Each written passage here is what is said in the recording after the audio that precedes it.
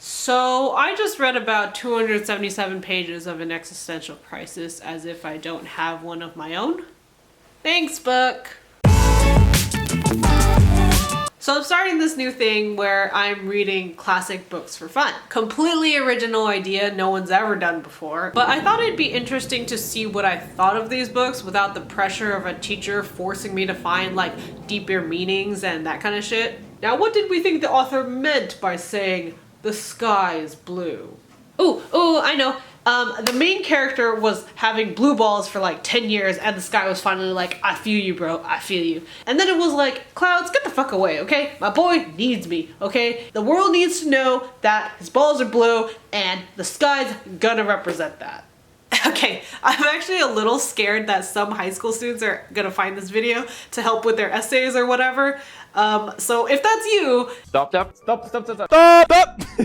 I'm not gonna be talking about this book like it's a second coming of God's left butt crack. I'm just gonna be giving my impression on what I felt after reading this book for fun, because the outside is a scary place full with a lot of well-adjusted people. Again, I read this completely for fun. I bet you anything there's like a million other resources online that'll give you like deeper meanings and symbolisms. They're gonna be all online, so just go and Google. Okay, life sucks for our main character for two reasons. One, he's surrounded by a bunch of phonies, and two, his name is Holden. He's very lucky his last name is not McGroin. Essentially, our boy is getting expelled from Pencey, which might as well be called Penitentiary. Oh, that was so bad. Because it's more of a prison than it is a school. It doesn't encourage free thinking or exploration.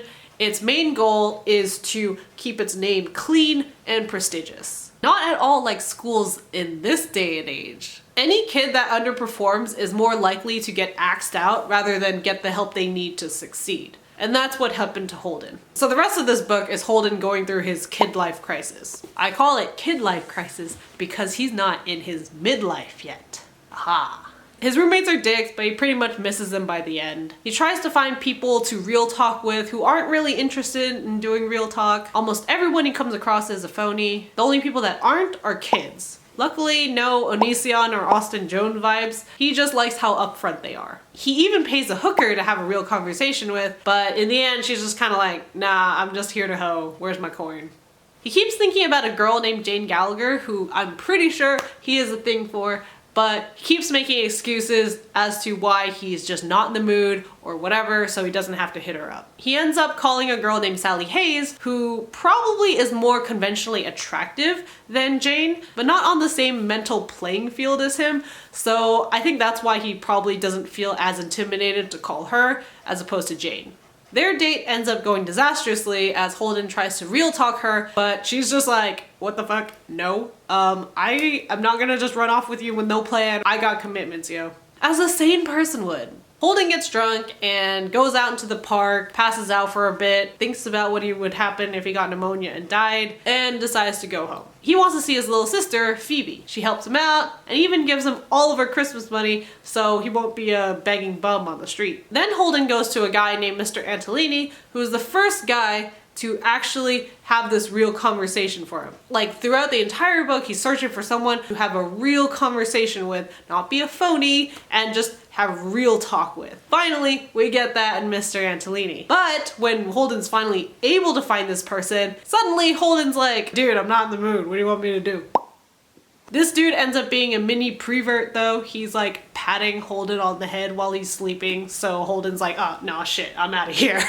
Then Holden decides on running away to live in a cabin all on his own, where only people who promised they wouldn't be phonies can visit him. And Phoebe's like, "Oh, I'm down, bring me with." So of course Holden's like, no, this is my man cave. You need to stay with mom and dad." But Phoebe's super persistent, and the only way she wouldn't go is if Holden wouldn't go. But before that, he's like, "You know what? Let's just have some fun. Let's ride on the carousel." She's like, "Ride with me, please ride with me." But he's like, "Nah, dude, I'm old as fuck. But you go. Please, you have fun. I will just stay back and watch." So even though Holden doesn't find as much fun and enjoyment from riding the carousel as he probably would have years ago, he does get genuinely happy when he sees his little sister having fun and just twirling around on it.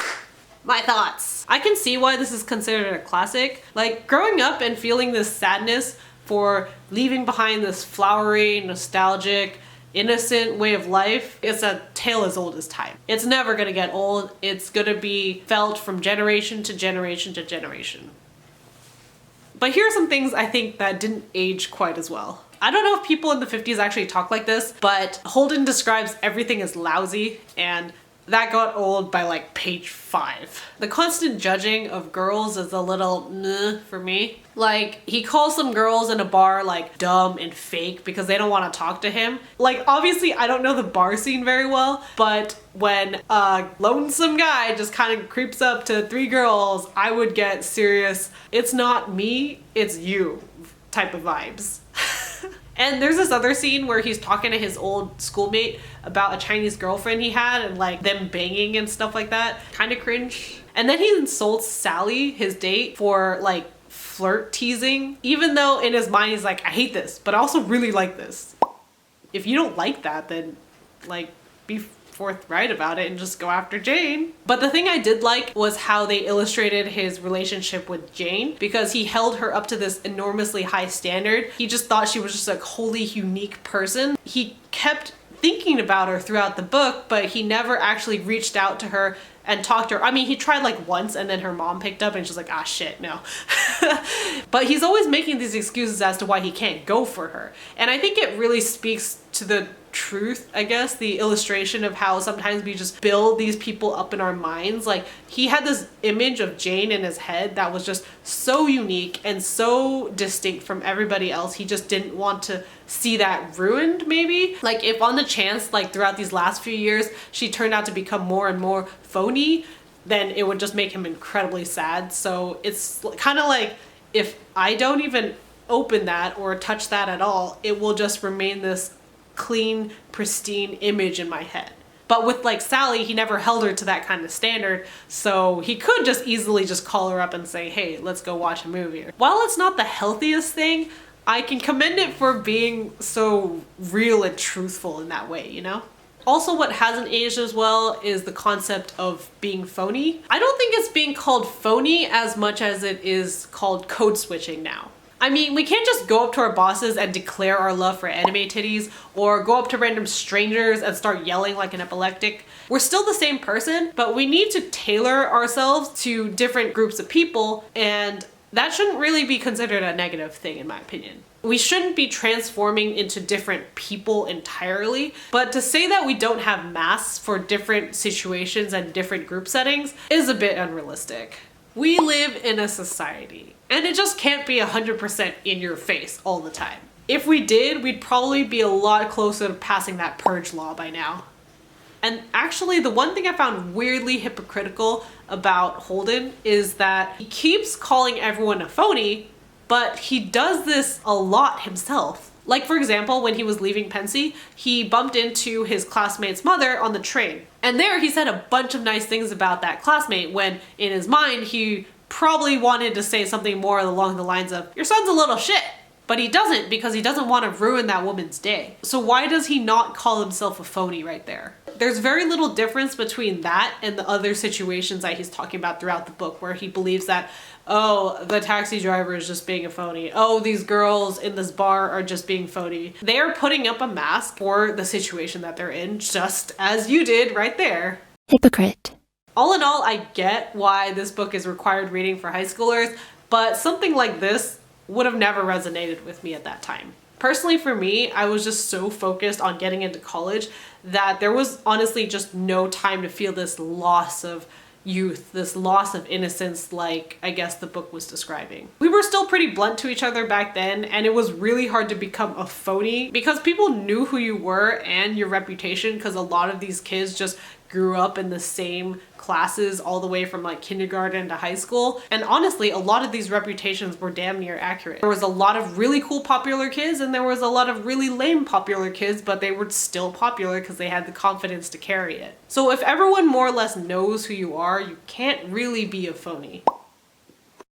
I don't know though, this is just my experience, but at that point, when you've grown up together in these like same small tight-knit circles, it's hard to fake anything. It's not until you're redefining yourself either in college or post-college where you're hyper aware of how you're presenting yourself to other people. Like, I've never tried to impress anyone as hard as I've tried to impress my boss. And maybe that has to do with the times that we live in now. I actually looked this up because I was curious what time period that they would keep saying lousy in so many ways. But this was written in the 50s. And maybe back then, a lot of people went straight into the workforce right after high school. And that's the moment, isn't it, right? It's like, that's the time you think about like, oh man, wish I could go back to those days, right? Where it was just all Disney songs, anime girls, and friendships, and we had original movies, all this good stuff. These are just my impressions of this kid's existential crisis. I actually haven't looked up any of the themes or any of the deeper meaning symbolism shits that are probably in here because I wanted this to be purely my impression of the book and not